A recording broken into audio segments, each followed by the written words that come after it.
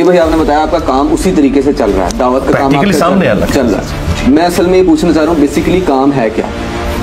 एक मिसाल के जरिए समझाता हूँ। हम दावत इस्लामी के मरकज़ गए, उन्होंने हमें दावत दी कि हमारे अंदर शामिल हो जाएं, इत्तिकाफ़ के रोज़े रखें, मतलब एक वो इस्लाम की दावत दे रहे थे। आपका बेसिकली एम क्या है? आप लोगों को जो इस्लाह कर रहे हैं, जो दावत दे रहे हैं, जो तबलीग कर रहे हैं, उसका एक्चुअल मकसद क्या है? क्या आप अचीव करना चाहते हैं या लोगों को क्या आप बनाना चाह रहे हैं? पहली तो बात यह कि दावत इस्लामी को इस्लाम की दावत नहीं दे रही है, वो अपने फिरका बरेलविया की दावत दे रही है, जो उस फिरके की नॉर्म्स हैं उनकी दावत दे रही है। ये तो अपने दिमाग से निकाल लें। आप मुझे बताएं, अगर दावत इस्लामी वाले ये कहते हैं नमाज पढ़ो, तो तबलीगी जमात वाले क्या कहते हैं? बुत के आगे गिर जाओ। और अहले हदीस जो है वो जाके किसी आग के अलाव के सामने आपको खड़ा करते हैं। ये कौन सी इस्लाम की खिदमत हो रही है? नमाज तो सारे, और फिर एक दूसरे के पीछे नमाज भी नहीं पढ़ते। दावत इस्लामी वाले इमाम काबा के पीछे नमाज नहीं पढ़ते। जो इमाम काबा के पीछे नमाज नहीं पढ़ते, मस्जिद नबी के इमाम के पीछे नमाज नहीं पढ़ते, वो आपको नमाज की दावत दे रहे हैं, तो वो अपनी नमाज और अपने फिरके की नमाज की दावत दे रहे हैं, इस्लाम की नमाज की। हाँ बिल्कुल, हाँ। अब मैं ये इससे आपको मेरा फर्क पता चलेगा। आपका हाँ, हम क्या दावत देते हैं? हम कहते हैं तमाम फिरके मुसलमान हैं अपनी तमाम गुमराहियों के बावजूद, लेकिन इनके बड़ों ने कुरान और सुन्नत के साथ गद्दारी की है, कुरान और सुन्नत के तर्जमे किए, खुद उस पर अमल नहीं किया। ये देखो कुरान और सुन्नत में ये लिखा है, तुम्हें ये बता रहे हैं। अहमद बरेलवी साहब ये कह रहे हैं कुरान के बाद सबसे अफजल किताबें बुखारी और मुस्लिम है। बापा जानी इलियास कादरी साहब टीवी में ये कह रहे हैं कि कुरान के बाद सबसे अफजल किताब बुखारी शरीफ है। और बापा जानी जो खुद नमाज पढ़ रहे हैं वो बुखारी में नहीं लिखी हुई, वो उसके बिल्कुल खिलाफ है, बगैर रफुल यदैन के पढ़ रहे हैं। हम ये बता रहे हैं ये जिन किताबों का नाम लेके इज्जतें वेल कर रहे हैं ना और चंदे खा रहे हैं तुमसे, उन किताबों के ये गद्दार हैं। तो अब आपने इनको छोड़ के रसूलुल्लाह के साथ जोड़ना है इनमें। और मैं बात मुकम्मल कर लूँ ना। हाँ, बात मुकम्मल। देखें ना, आपने एक पीएचडी थीसिस छेड़ा तो मुझे पूरा जवाब तो देने थे ना। ये लोग अपने साथ जोड़ रहे हैं, उसका सबूत ये कहते हैं हमारी मस्जिद में आ जाओ। मैंने तो कभी नहीं कहा हमारी मस्जिद में आ जाओ, हमारी तो मस्जिद ही कोई नहीं, हम इनके विषय नमाजें पढ़ते हैं। ये कहते हैं ये दावत इस्लामी की वेबसाइट पे ये हमारे अकाउंट नंबर है। हमने कभी किसी का अकाउंट नंबर नहीं बताया, हम तो अपनी जेब से खिलाते हैं, कोई मदरसा नहीं बनाया।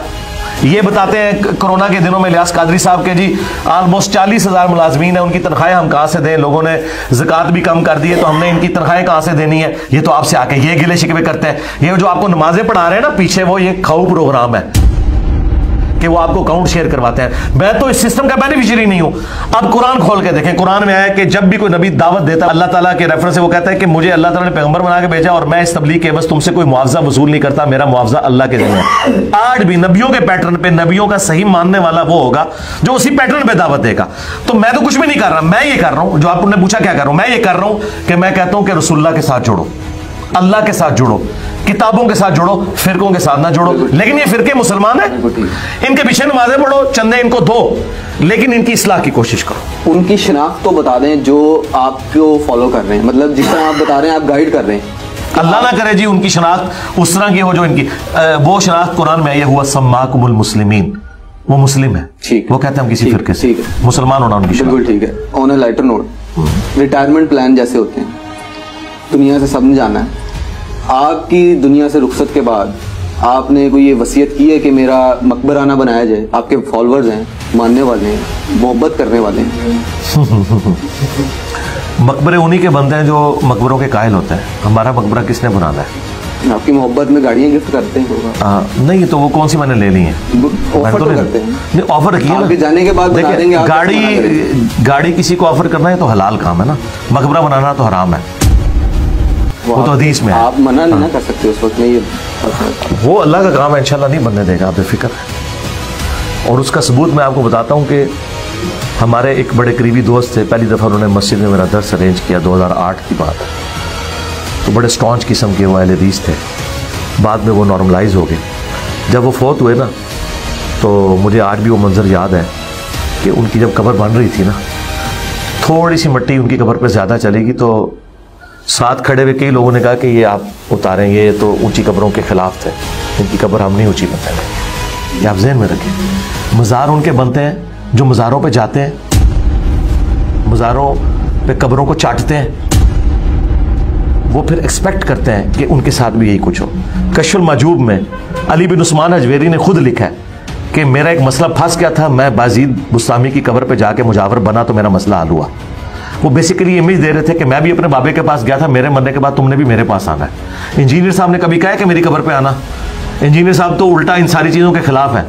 तो जो लोगों के साथ ये काम डाल रहा होता है ना, वो खुद ये अपनी ज़िंदगी में तालीमात दे के गए होते हैं। ये मेरे बात आपने ज़हन में रखनी है।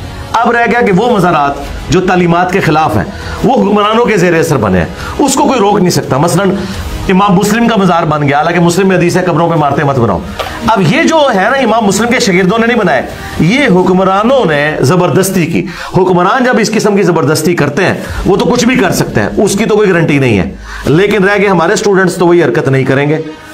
आप बेफिक्र हैं, वसीयत कर देंगे जी, वसीयत ही है, वसीयत है, आप बेफिक्र हैं। कैसे करेंगे? बिल्कुल ठीक है। इंजीनियर मोहम्मद अली मिर्ज़ा हमारे साथ मौजूद थे, तफसीली गुफ्तगू कर रहे थे। हमें कमेंट सेक्शन में अपनी राय से आगाह कीजिएगा। मुझे इजाज़त दीजिए, अल्लाह हाफ़िज़।